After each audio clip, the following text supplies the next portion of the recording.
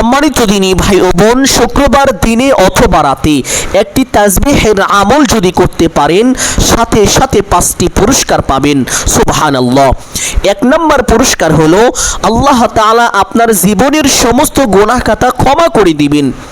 2 নম্বর পুরস্কার হলো আল্লাহ তাআলা আপনাকে সকল প্রকার অভাব, অনটন, বিপদ, আপদ, বালা মুসিবত, দুঃখ, কষ্ট, পেরেশানি, দুশ্চিন্তা থেকে হেফাজত করিবেন। যদি এগুলো আপনার মধ্যে থেকেও থাকে, আল্লাহ তাআলা সঙ্গে সঙ্গে তা দূর করে দিবেন। সুবহানাল্লাহ। 3 নম্বর পুরস্কার হলো আল্লাহ তাআলা আপনাকে সর্বক্ষণ রহমতের চাদর দিয়ে ঢেকে রাখবেন। আপনি যখনই কোনো বিপদের মধ্যে পড়ে যাবেন, আল্লাহ তাআলা সঙ্গে সঙ্গে আপনাকে সেই বিপদ থেকে উদ্ধার করিবেন, আপনাকে হেফাজত করিবেন। সুবহানাল্লাহ। 4 নম্বর পুরস্কার হলো আপনার মৃত্যুর সঙ্গে সঙ্গে আল্লাহ তাআলা আপনাকে জান্নাত দান করিবেন, আপনার জন্য জাহান্নামের আগুনকে হারাম করে দিবেন, জাহান্নামের আগুন আপনাকে স্পর্শ করতে পারবে না। সুবহানাল্লাহ। সম্মানিত দিনী ভাই ও বোন, 5 নম্বর পুরস্কার হলো আল্লাহ তাআলা আপনার সকল দোয়াকে কবুল আর মঞ্জুর করে নেবেন। আপনি যখনই কোনো দোয়া করবেন, আল্লাহ তাআলার কাছে কোনো কিছু চাইবেন, সঙ্গে সঙ্গে আল্লাহ তাআলা আপনার দোয়া কবুল করে আপনার চাওয়াকে পূরণ করে দিবেন। সুবহানাল্লাহ। সম্মানিত দিনী ভাই ও বোন, আল্লাহ তাআলা এইভাবে বলেন, আমার কাছে ফরজ ইবাদতের চাইতে প্রিয় আর কোনো ইবাদত নেই, কিন্তু আমার বান্দারা সব সময় নফল ইবাদতের দ্বারাই আমার সবচাইতে বেশি নৈকট্য অর্জন করে থাকে। সুবহানাল্লাহ। আল্লাহ তাআলা আরো বলেন, এক সময় আমি তাকে আমার এমন প্রিয় পাত্র বানিয়ে নেই যে আমি তার চোখ হয়ে যাই যা দিয়ে সে দেখে, আমি তার কান হয়ে যাই যা দিয়ে সে শোনে, আমি তার হাত হয়ে যাই যা দিয়ে সে ধরে, আমি তার পা হয়ে যাই যা দিয়ে সে চলে। সে আমার কাছে কোনো কিছু চাইলে আমি অবশ্যই তাকে তা দান করে থাকি। সে আমার কাছে আশ্রয় চাইলে আমি অবশ্যই তাকে আশ্রয় দিয়ে থাকি। সুবহানাল্লাহ।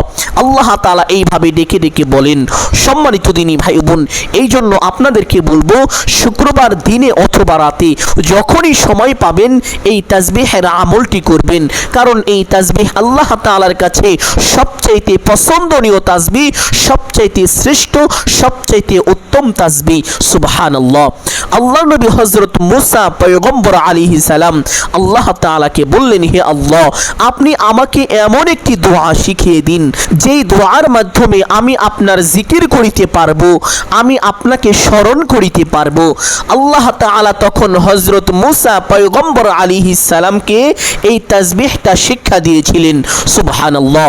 শুধু তাই নয়, যখন কোনো বান্দা দুনিয়ায় বসে এই তাসবিহের আমল করে, সঙ্গে সঙ্গে আসমানের সমস্ত দরজা খুলে যায়, আল্লাহ তাআলার আরশে আজিমের সমস্ত পর্দা উঠে যায়। সুবহানাল্লাহ। এই আমল করে কোনো দোয়া করা হলে সাথে সাথে সেই দোয়া আল্লাহ তাআলার আরশে আজিমে পৌঁছে যায়, সেই দোয়া কবুল আর মঞ্জুর হয়ে যায়। সম্মানিত দিনী ভাই বোন, শুধু তাই নয়, আল্লাহ নবী হযরত মুহাম্মদুর রাসূলুল্লাহ সাল্লাল্লাহু আলাইহি ওয়াসাল্লাম বলেন, 7 আসমান 7 জমিন এক পাল্লায় রাখা হলে, অপর পাল্লায় এই তাসবিহটা রাখা হলে, তাহলে এই তাসবিহের পাল্লাটি বেশি ভারী হয়ে যাবে। সুবহানাল্লাহ। সম্মানিত দিনী ভাই বোন, অনেকেই আছেন অভাবগ্রস্ত, অনেকেই ঋণগ্রস্ত, লক্ষ লক্ষ কোটি কোটি টাকা ঋণ করে ফেলেছেন, অনেক চেষ্টা করছেন কিন্তু কোনোভাবেই আপনার ঋণ পরিশোধ হচ্ছে না। আমি বলবো, শুক্রবার দিনে অথবা রাতে যখনই সময় পাবেন এই তাসবিহের আমল করুন। এই তাসবিহের আমল করিলে সঙ্গে সঙ্গে আল্লাহ তাআলা আপনার সমস্ত ঋণ পরিশোধের জিম্মাদার হয়ে যাবেন, আপনার সমস্ত ঋণ পরিশোধের দায়িত্ব নিয়ে নেবেন। সুবহানাল্লাহ। শুধু তাই নয়, আপনার জীবন থেকে সকল প্রকার অভাব অনটন আল্লাহ তাআলা দূর করে দিবেন। অনেকে আছেন যাদের চাকরি হয় না, অনেক চেষ্টা করেছেন, অনেক জায়গায় ঘুরেছেন, কিন্তু কোনোভাবেই আপনার চাকরির ব্যবস্থা হচ্ছে না। আমি বলবো, শুক্রবার দিনে অথবা রাতে যখনই সময় পাবেন এই তাসবিহের আমল করুন। আল্লাহ তাআলা আপনাকে অতি দ্রুত চাকরির ব্যবস্থা করে দিবেন, অনেকেই আছেন বিদেশ যেতে চান কিন্তু ভালো ভিসা পান না, দালালের খপ্পরে পড়ে আপনার টাকাগুলো নষ্ট হয়ে যায়। আমি বলবো দালালের খপ্পরে আর আপনাকে পড়তে হবে না, আপনার আর লক্ষ লক্ষ টাকাও নষ্ট করতে হবে না। আপনি এই আমলটি করুন, আল্লাহ তাআলা অবশ্যই আপনাকে কোনো ব্যবস্থা করে দিবেন যেটা আপনার জন্য অত্যন্ত কল্যাণকর হবে। সুবহানাল্লাহ।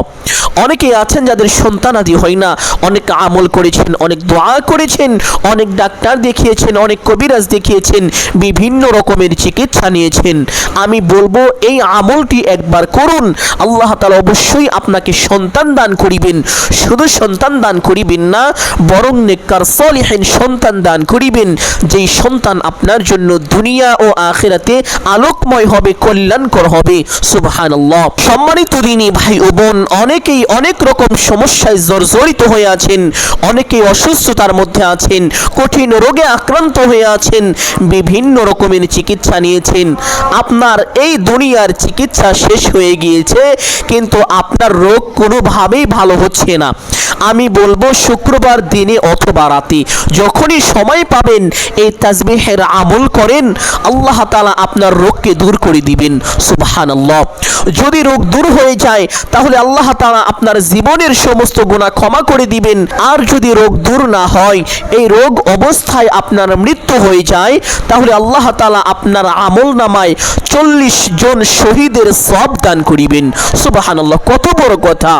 সম্মানিত দিনী ভাই ও বোন, এই আমলটি কখন করিবেন, কিভাবে করিবেন, প্রত্যেকটি বিষয় আপনাদেরকে সুস্পষ্টভাবে বলে দিব। সকলেই গভীর মনোযোগ দিয়ে শুনবেন ইনশাআল্লাহ। এই আমলটি শুক্রবার দিনে অথবা রাতে যে কোনো সময় করতে পারেন, কোনো সমস্যা নেই। তবে শুক্রবার রাতে এমন একটি সময় আছে যে সময় আল্লাহ তাআলা বান্দার অতি নিকটে চলে আসেন। আল্লাহ তাআলা নিজে থেকেই বান্দাকে ডাকতে থাকেন আর বলতে থাকেন, ও আমার বান্দা, ও আমার বান্দি, কে আছো ক্ষমা প্রার্থী, আমার কাছে ক্ষমা চাইবে, আমি তোমার জীবনের সমস্ত গুনাহকে ক্ষমা করে দিব। কে আছো অভাবগ্রস্ত, আমার কাছে রিজিক চাইবে, আমি তোমাকে পরিপূর্ণ রিজিক দান করিব।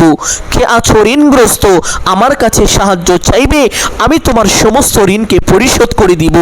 কে আছো বিভিন্ন রোগে আক্রান্ত, তোমার রোগ দূর হয় না, আমার কাছে সাহায্য চাইবে, আমি তোমার রোগকে নিরাময় করে দিব।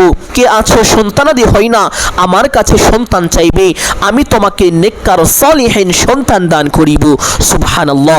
আল্লাহ তাআলা এইভাবে প্রত্যেকটি বান্দা বান্দীদেরকে ডাকতে থাকেন আর বলতে থাকেন, কে আছো, কার কি প্রয়োজন, আমার কাছে চাইবে, আমি তোমার সমস্ত চাওয়াকে পূরণ করে দিব।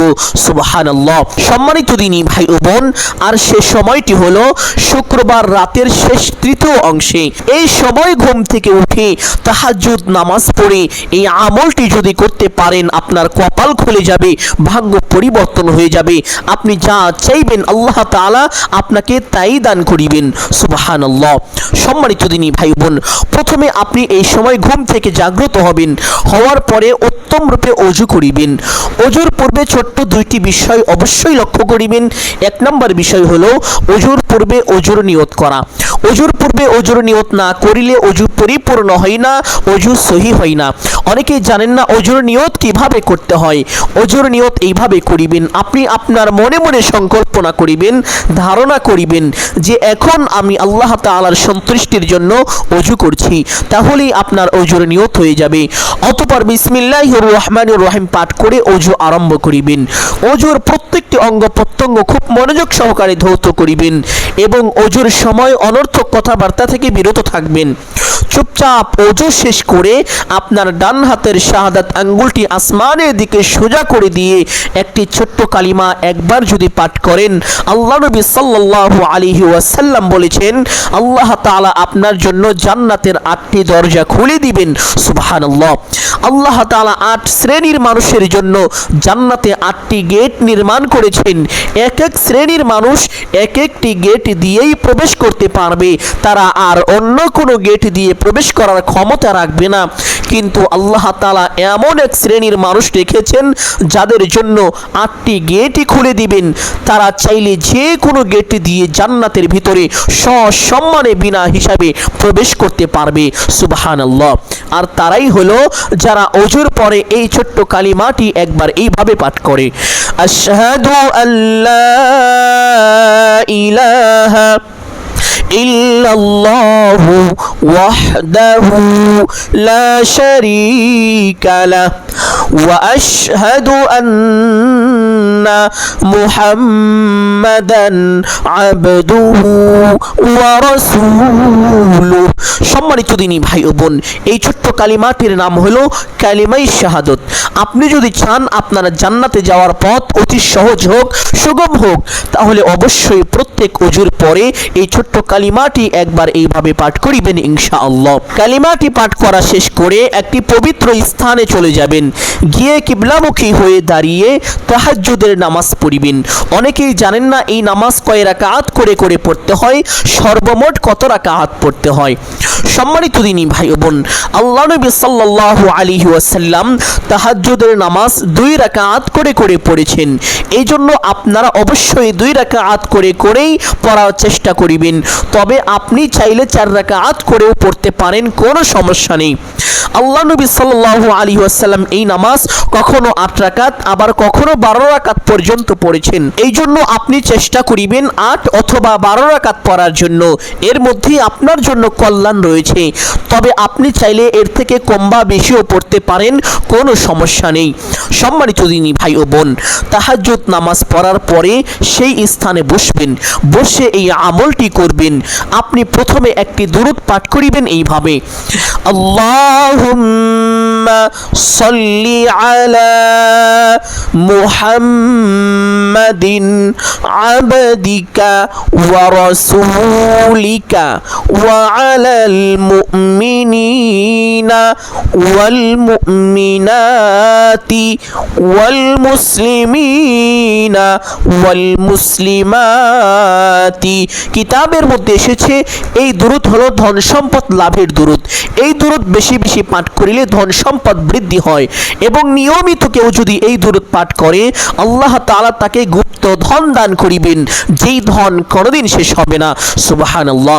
সম্মানিত দিনী ভাই বোন, আপনি যদি গুপ্ত ধন পেতে চান তাহলে অবশ্যই নিয়মিত এই দুরূদটি পাঠ করার চেষ্টা করিবেন। দুরূদটি আমলের সময় এইভাবে 7 বার পাঠ করিবেন, আর এমনি সময় যত ইচ্ছে পড়তে পারেন, কোনো সমস্যা নেই। চেষ্টা করিবেন বেশি বেশি পাঠ করার জন্য, কারণ আল্লাহ নবী সাল্লাল্লাহু আলাইহি ওয়াসাল্লাম বলেছেন, যে ব্যক্তি দুনিয়াতে যত বেশি দুরূদ পাঠ করিবে ওই ব্যক্তি হাসরের ময়দানে আমি রাসূলের তত বেশি কাছাকাছি থাকবে, তত বেশি নিকটবর্তী হবে।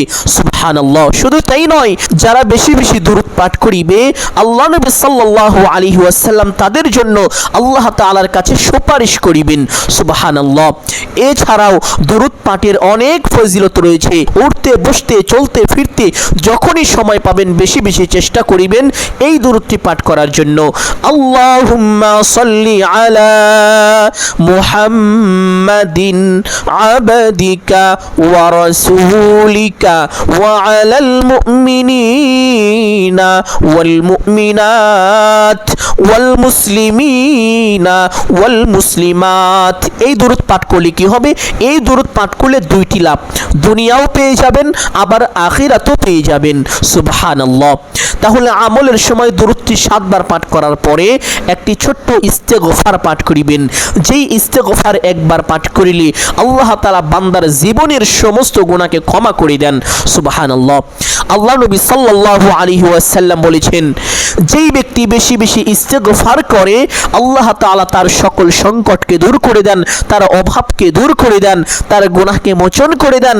আল্লাহ তাআলা তাকে অকল্পনীয়ভাবে রিজিকের ব্যবস্থা করে দেন। সুবহানাল্লাহ। আপনি এমন এমন উৎস থেকে রিজিক প্রাপ্ত হবেন যা কখনো কল্পনাও করতে পারেননি। আপনি যদি চান অকল্পনীয় রিজিক পেতে, তাহলে অবশ্যই বেশি বেশি এই ইস্তেগফারটি এইভাবে পাঠ করিবেন। আস্তাগফিরুল্লাহাল্লাযী লা ইলাহা ইল্লা হুয়াল হাইয়ুল কাইয়্যুম ওয়া আতুবু ইলাইহি। যদি এই ইস্তেগফারটি আপনার জন্য পাঠ করা কষ্টকর হয়ে যায় তাহলে এই ইস্তেগফারটি পাঠ করিবেন, আস্তাগফিরুল্লাহ ওয়া আতুবু ইলাইহি। এতটুকু যদি কষ্টকর হয়ে যায় তাহলে এইটুকু পাঠ করিবেন, আস্তাগফিরুল্লাহ আস্তাগফিরুল্লাহ। যখন ইস্তেগফারটি পাঠ করিবেন জীবনের সমস্ত গুনাহের কথা স্মরণ করিবেন। জীবনে যত রকম গুনাহ করেছেন, শিরকি, কুফরি, বিদআতি, নাফরমানি, চগলখড়ি, এমনকি জিনাহের মতো ভয়ঙ্কর গুনাহ যদি করে থাকেন, সমস্ত গুনাহের কথা স্মরণ করে আল্লাহ তাআলার দরবারে লজ্জিত ও অনুতপ্ত হয়ে ক্ষমার আশায় একমাত্র আল্লাহকে সন্তুষ্টি করার উদ্দেশ্যে এইভাবে ইস্তেগফারটি পাঠ করিবেন, আস্তাগফিরুল্লাহ। সঙ্গে সঙ্গে আল্লাহ তাআলা আপনার জীবনের সমস্ত গুনাহকে ক্ষমা করে দিবেন। সুবহানাল্লাহ। সম্মানিত দিনী ভাই বোন, চেষ্টা করিবেন উঠতে বসতে চলতে ফিরতে যখনই সময় পাবেন বেশি বেশি এই ইস্তেগফারটি পাঠ করার জন্য। তবে আমলের সময় ইস্তেগফারটি অবশ্যই 7 বার পাঠ করিবেন। ইস্তেগফারটি 7 বার পাঠ করার পরে একটি ছোট্ট দোয়া পাঠ করিবেন, যেই দোয়ার ব্যাপারে কিতাবের মধ্যে এসেছে যদি কোনো ব্যক্তি অসুস্থ অবস্থায় এই দোয়াটি 40 বার পাঠ করে আর সে অসুস্থতা অবস্থায় মৃত্যুবরণ করে তাহলে আল্লাহ তাআলা তার আমলনামায় 40 জন শহীদের সমপরিমাণ সওয়াব দান করিবেন। সুবহানাল্লাহ। শহীদ ছোটখাটো কোনো কথা নয়, শহীদের জন্য আল্লাহ তাআলার জান্নাতের দরজা খোলা। শহীদ মৃত্যুর সঙ্গে সঙ্গে আল্লাহ তাআলা জান্নাতে চলে যাবে। সুবহানাল্লাহ। আল্লাহ তাআলা এমন এমন 40 জন শহীদের সমপরিমাণ সওয়াব ওই ব্যক্তির আমলনামায় জমা করে দিবেন। সুবহানাল্লাহ। শুধু তাই নয়, যদি কোনো ব্যক্তি অসুস্থ অবস্থায় এই দোয়াটি 40 বার পাঠ করে আর ওই ব্যক্তি যদি সুস্থ হয়ে যায় তাহলে আল্লাহ তাআলা তার জীবনের সমস্ত গুনাহকে ক্ষমা করে দিবেন। সুবহানাল্লাহ। সম্মানিত দিনী ভাই ও বোন, শুধু তাই নয়, এই দোয়ার ব্যাপারে কিতাবের মধ্যে আরো পাওয়া যায় যদি কোনো ব্যক্তি কঠিন বিপদের মধ্যে পড়ে যায় আর সে বিপদগ্রস্ত অবস্থায় এই দোয়াটি পাঠ করে আল্লাহ তাআলা সঙ্গে সঙ্গে তাকে ওই বিপদ থেকে উদ্ধার করিবেন, তার বিপদকে দূর করে দিবেন। সুবহানাল্লাহ। আল্লাহ নবী হযরত ইউনূস আলাইহিস সালামকে মাছে গিলে ফেলেছিল, মাছের পেটের মধ্যে থেকে আল্লাহ নবী হযরত ইউনূস আলাইহিস সালাম এই দোয়াটি পাঠ করেছিলেন। সঙ্গে সঙ্গে আল্লাহ তাআলা ওই মাছের পেট থেকে আল্লাহ নবী হযরত ইউনূস আলাইহিস সালামকে হেফাজত করেছেন। সুবহানাল্লাহ। সম্মানিত দিনী ভাই বোন, এই জন্য যখনই কোনো বিপদে পড়ে যাবেন, অসুস্থতার মধ্যে পড়ে যাবেন, যে কোনো সমস্যায় পড়ে যাবেন, সঙ্গে সঙ্গে এই দোয়াটি পাঠ করিবেন, আর তা হলো দোয়ায়ে ইউনূস। লা ইলাহা ইল্লা আনতা সুবহানাকা ইন্নী কুনতু মিনাজ জালিমিন। দোয়াটি আমলের সময় এইভাবে 40 বার পাঠ করিবেন। এছাড়াও উঠতে বসতে চলতে ফিরতে যখনই সময় পাবেন, কোনো বিপদের সম্মুখীন হবেন, সঙ্গে সঙ্গে এই দোয়াটি পাঠ করিবেন। আমলের সময় এই দোয়াটি 40 বার পাঠ করার পরে সেই তাসবিহটা পাঠ করিবেন, যেই তাসবিহের ব্যাপারে পবিত্র হাদিসের মধ্যে আল্লাহ নবী হযরত মুসা পয়গম্বর আলাইহিস সালামের ব্যাপারে এসেছে। আল্লাহ নবী হযরত মুসা পয়গম্বর আলাইহিস সালাম আল্লাহ তাআলাকে বললেন, হে আল্লাহ, আপনি আমাকে এমন একটি দোয়া শিখিয়ে দিন যেই দোয়ার মাধ্যমে আমি আপনাকে স্মরণ করিতে পারবো, আমি আপনার জিকির করিতে পারবো। আল্লাহ তাআলা তখন হযরত মুসা পয়গম্বর আলাইহিস সালামকে এই জিকিরটি শিক্ষা দিয়েছিলেন বা এই তাসবিহটা শিক্ষা দিয়েছিলেন। আর সেই তাসবিহটি হলো লা ইলাহা ইল্লাল্লাহ, লা ইলাহা ইল্লাল্লাহ। যখন কোনো বান্দা দুনিয়ায় বসে একবার পাঠ করে লা ইলাহা ইল্লাল্লাহ, আসমানের সমস্ত দরজা খুলে যায়, আল্লাহ তাআলার আরশে আজিমের সমস্ত পর্দা উঠে যায়। সুবহানাল্লাহ। আল্লাহ তাআলা ওই বান্দাকে ডেকে ডেকে বলেন, ও আমার বান্দা, তুমি কি চাও আমাকে বলো, আমি তোমার সমস্ত চাওয়াকে আজ পূর্ণ করে দিব। সুবহানাল্লাহ। শুধু তাই নয়, কাল হাসরের ময়দানে কঠিন ভয়াবহ পরিস্থিতির মধ্যে এক শ্রেণীর মানুষ এমন ভাবে উঠবে, তারা নিজেকে এমন ভাবে উপস্থাপনা করবে যেন তার জন্য জাহান্নাম হারাম হয়ে গিয়েছে, জান্নাত ওয়াজিব হয়ে গিয়েছে, তাদের কোনো ভয় থাকবে না। সুবহানাল্লাহ। আর তারাই হলো যারা দুনিয়ায় বেশি বেশি পাঠ করেছে লা ইলাহা ইল্লাল্লাহ। আল্লাহ নবী সাল্লাল্লাহু আলাইহি ওয়াসাল্লাম বলেন, যারা দুনিয়ায় বেশি বেশি এই জিকির করবে, মৃত্যুর সময় তার কালিমা নসিব হবে। আর মৃত্যুর সময় যার যার কালিমা নসিব হবে তার জন্য জাহান্নাম হারাম হবে, জান্নাত ওয়াজিব হয়ে যাবে। কাল হাসরের ময়দানে ভয়াবহ পরিস্থিতির মধ্যে একমাত্র আল্লাহ তাআলার রহমতের আরশের ছায়া ব্যতীত আর কোনো ছায়া থাকবে না। সমস্ত মানুষের মাথার আধা হাত উপরে সূর্য থাকবে, সূর্যের সমস্ত মুখগুলো খুলে দেওয়া হবে, তাপের কারণে মানুষের মাথার মগজগুলো বাতের ফ্যানের মতো টকবক করতে থাকবে। এই ভয়াবহ পরিস্থিতির মধ্যে আল্লাহ তাআলা ওই ব্যক্তিকে তার রহমতের আরশের ছায়া দান করিবেন। সুবহানাল্লাহ। শুধু তাই নয়, আল্লাহ নবী সাল্লাল্লাহু আলাইহি ওয়াসাল্লাম বলেন, লা ইলাহা ইল্লাল্লাহ দাখালাল জান্নাহ। যেই ব্যক্তি ঈমানের সঙ্গে একবার পাঠ করবে লা ইলাহা ইল্লাল্লাহ, সেই ব্যক্তি অবশ্যই আল্লাহ তাআলার জান্নাতে প্রবেশ করতে পারবে। সুবহানাল্লাহ। সম্মানিত দিনী ভাই বোন, উঠতে বসতে চলতে ফিরতে যখনই সময় পাবেন বেশি বেশি পাঠ করিবেন লা ইলাহা ইল্লাল্লাহ, লা ইলাহা ইল্লাল্লাহ। আপনি একবার যখন এই জিকির করবেন আল্লাহ তাআলা আপনার জীবন থেকে বড় একটি বিপদকে দূর করে দিবেন। আরেকবার জিকির করবেন, আরেকটি বিপদকে দূর করে দিবেন। এইভাবে আপনি যতবার লা ইলাহা ইল্লাল্লাহর জিকির করিবেন আপনার জীবন তত বেশি স্বচ্ছ হবে, আপনার জীবন তত বেশি পরিষ্কার পরিচ্ছন্ন হয়ে যাবে। সুবহানাল্লাহ। সম্মানিত দিনী ভাই বোন, আমলের সময় এই তাসবিহটা 99 বার পাঠ করিবেন, লা ইলাহা ইল্লাল্লাহ। অতঃপর একবার পড়বেন লা ইলাহা ইল্লাল্লাহ মুহাম্মাদুর রাসূলুল্লাহ সাল্লাল্লাহু আলাইহি ওয়াসাল্লাম। এই তাসবিহটা পাঠ করার পরে আরেকটি ছোট্ট দোয়া পাঠ করিবেন, যেই দোয়ার ব্যাপারে কিতাবের মধ্যে এসেছে আল্লাহ নবী সাল্লাল্লাহু আলাইহি ওয়াসাল্লাম কসম করে বলেছেন, ওয়াদা করে বলেছেন। নবীজি সাল্লাল্লাহু আলাইহি ওয়াসাল্লাম বলেন, যদি কোনো ব্যক্তি এই দোয়া পাঠ করে আল্লাহ তাআলার কাছে কোনো কিছু চায় আল্লাহ তাআলা অবশ্যই তাকে তা দান করিবেন। আমি ওই সত্তার কসম করে বলছি, ওই সত্তার শপথ করে বলছি যার হাতে আমার প্রাণ। সুবহানাল্লাহ। আল্লাহ নবী সাল্লাল্লাহু আলাইহি ওয়াসাল্লাম এই দোয়ার ব্যাপারে কসম করে বলেছেন, ওয়াদা করে বলেছেন। এই জন্য আপনি যদি এই দোয়াটি পাঠ করে কোনো দোয়া করতে পারেন, আল্লাহ তাআলার কাছে কোনো কিছু চাইতে পারেন, সুনিশ্চিত আপনি তা অবশ্যই পেয়ে যাবেন।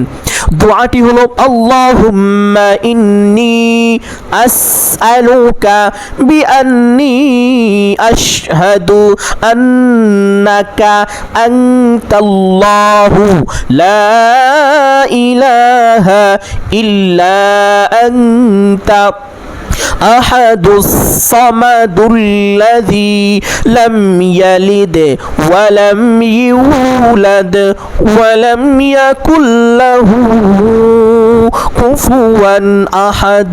যদি এই দোয়াটি একান্তই না পারেন, পাঠ করতে হবে না, আমি যেভাবে পাঠ করেছি আমার সঙ্গে সঙ্গে মুখ নাড়াবেন এবং শুনবেন, আল্লাহ তাআলা এতেও খুশি হয়ে যাবেন।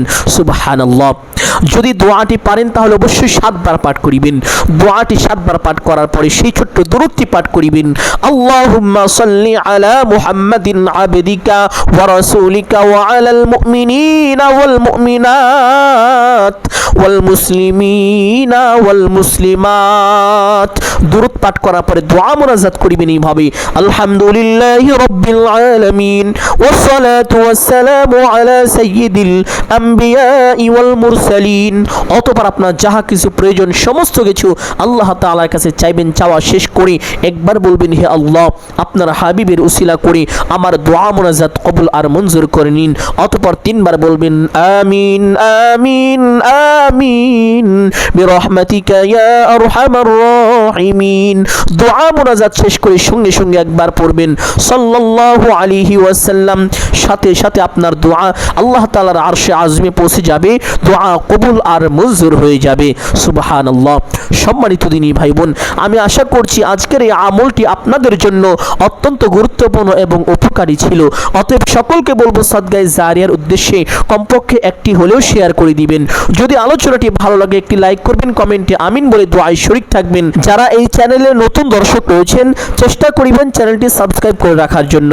সকলের জন্য অন্তর থেকে দোয়া করি আল্লাহ তাআলা সকলকে ভালো রাখুন, সুস্থ রাখুন, জানে মালে কামায় রুজিতে প্রচুর পরিমাণ বরকত দান করুন। সকলেই বলি আমিন সুম্মা আমিন। আসসালামু আলাইকুম ওয়া রাহমাতুল্লাহি ওয়া বারাকাতুহু।